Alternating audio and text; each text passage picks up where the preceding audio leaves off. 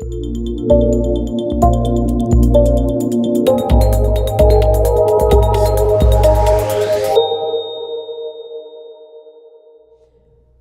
Joseph. Hi. Welcome to ILTACON 2022. We're back. We are back. It's a little surreal. 3,000 plus people on site, the largest exhibitor booth and really exhibit hall that we've ever had. And to top that off, pretty much half of our attendees are first timers. Wow.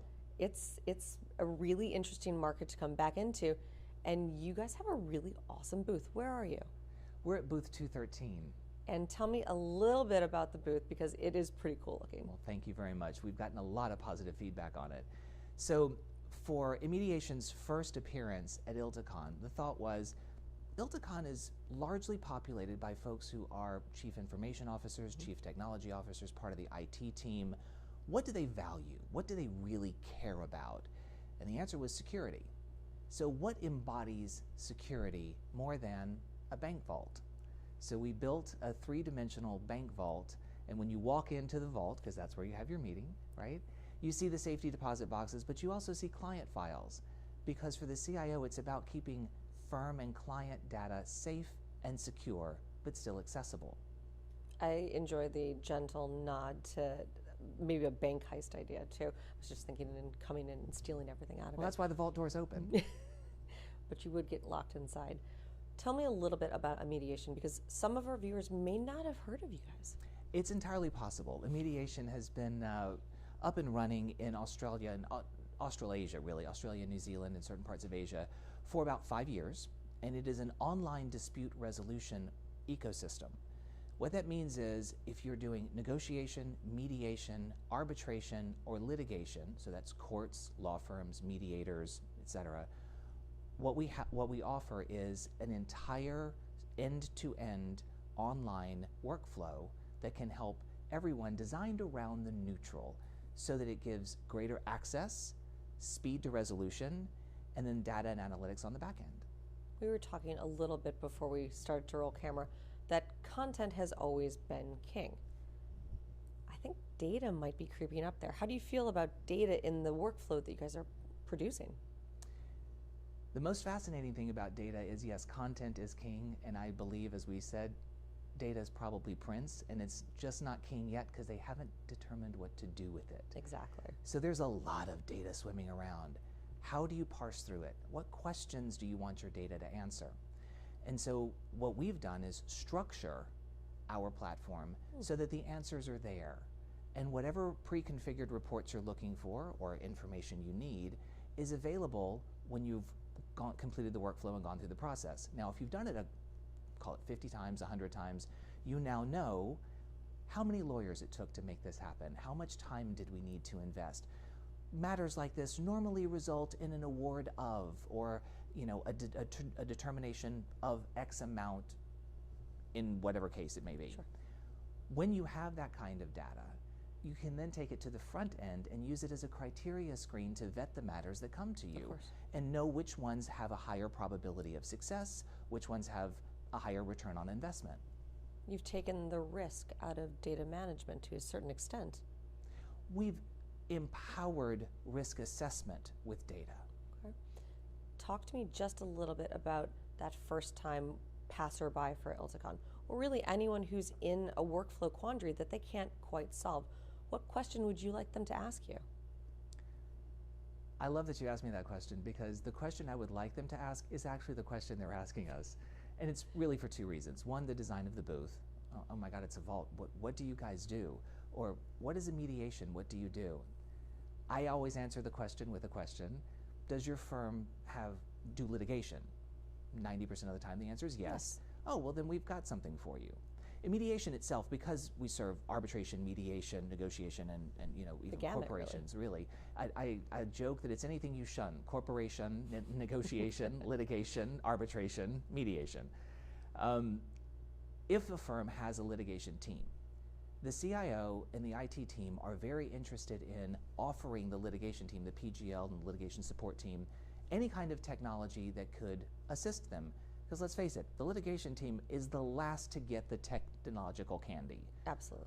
The marketing team, the business development team, those guys are the first to get the CRM systems, and they're really cool tech stuff, right? I mean, but the poor litigation team is like, stuck doing the opening the file and, it's... We don't give them typewriters anymore, come on. We don't give them typewriters, but it makes them feel that way, certainly. right? So when you have something that's bespoke to them, that was built by a lawyer and a litigator, as opposed to a technology company trying to understand the nuances of law, someone who said, wait a minute, I can actually build a process that respects the rule of law, that's built around the canons and the tenets and the nuances that we have to have, and that actually speeds the process, guards the process, and then delivers the process, right, in a better, faster, easier way. All we're doing is digitizing the workflow that the PGL and the litigation team already do. So it's not as though they have to learn something new, right? Like usually with interfaces, there's this resistance of like, I mean, look, I have issues when my remote control has to update because now I can't figure out where my television stations are and it drives me bananas. So if I have that issue, I can only imagine what it's like for lawyers in a firm when they get a new interface, oh my God. But if it looks and feels like Home Week, right? Oh, this is just a digital version of what I do now. And the thing that the CIOs and the IT teams here have really responded to, outside of the data quotient, is in a post-Alex Jones world, our system takes up to 12 different user interfaces and apps and streamlines them into one easy interface. So you might have a vetting process for a matter that comes in. Then you're going to use something like an email system like Outlook to reach out to people. You're probably going to share files with either your team or the opposing team in a Dropbox or a share file format or something like that. You might end up needing to find subject matter experts or witnesses or brief people, so you're going to use a system for that. You're going to use a digital hearing platform like a Zoom or a Teams, and while you're using them, you may be WhatsApping your team saying, we need a breakout session, let's ask for one, because your GC has told you don't put anything on the screen in Zoom, that right? WhatsApp is because you don't know where the dots and dashes are, and that's not safe. And we know this from Novak Djokovic's trial and porn streaming in the middle of it, right? So you have all of these apps you're going through. You might even have a way to get the settlement agreement to both sides so that they can negotiate on it and sign it, and then you have to store it, and it's got to go back into your document management system. And then you're going to track your time. So we've looked at about 12 different interfaces that a legal team might go through just for one matter. We've folded all of that into one seamless interface and dashboard. So all of those things can be taken care of through one portal that always asks you, are you sure you want to share this with this person? Is this the item you want to go through? So it's got role-based access. Only the people who are allowed to see what they are meant to see can see that, right? And then you have things you can present to the other side, things you can present to the neutral, that the neutral can determine whether or not it's admitted, right? Your settlement agreements are baked into the platform. Just the negotiable bits are the things you can determine. DocuSign is embedded, so then at the end of it, when everyone's agreed, it's all in the DocuSign thing. It goes out, it's over by the time you've left the platform. Even a non-technologist can understand how innovative that certainly is.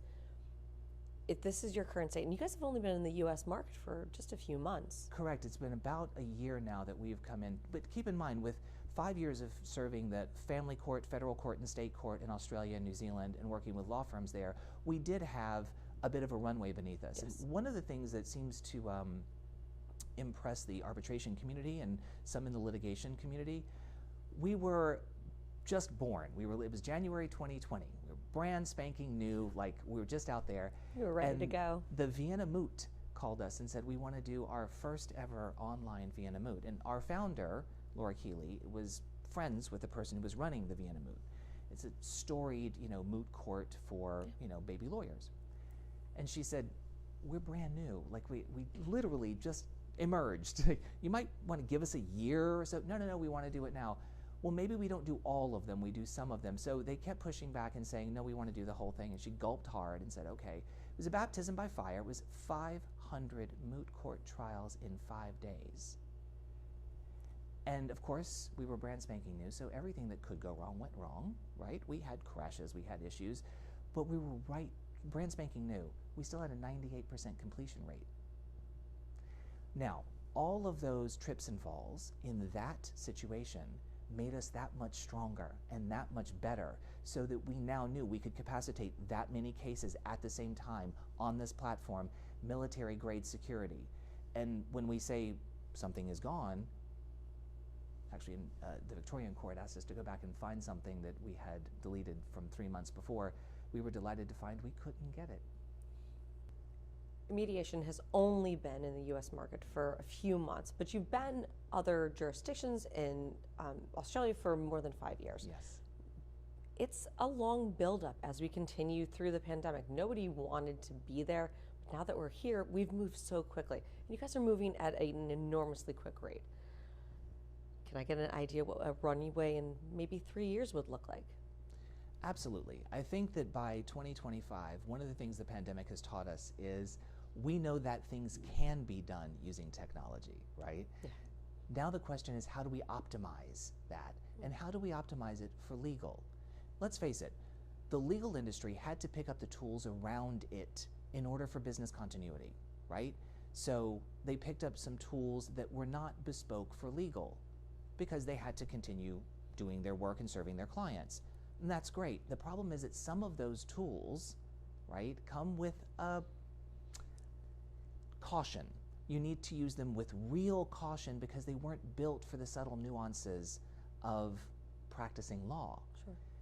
So when we talk about bespoke legal technology, we're talking about not technology that's retrofitted into legal, that also serves, healthcare and enterprise and things like that, but technology that actually understands the canon, the ethics, the ABA rules, the international jurisdiction, those kinds of elements. We're working with a very large partner, a global partner, who said, you have this wonderful opportunity, right? We can fold it into ours, but on our system, everyone gets to see everything because everyone's on the same team.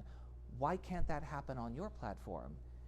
And now, mind you, they're not a legal platform, so we had to explain to them, in the process of a litigation or an arbitration, you have two sides, and they each have their own sets of evidence and documents. They don't all share with everyone. There needs to be a line of demarcation, and they were sort of scratching their heads because fundamentally that's not how they're set up. Sure. So the aha moment is when you're fundamentally set up under the foundation of law, your end result looks and feels differently to lawyers. I love every part of this. This has been an absolutely enjoyable conversation, Joseph. Thank you so much for joining us. Check out Immediation, and I hope in a bit of a forward path that we can have you guys come do a webinar with us to walk us through your vault. We would love to walk you through our vault and the stuff on the other side. Awesome. Thank you so much. Thank you for having me.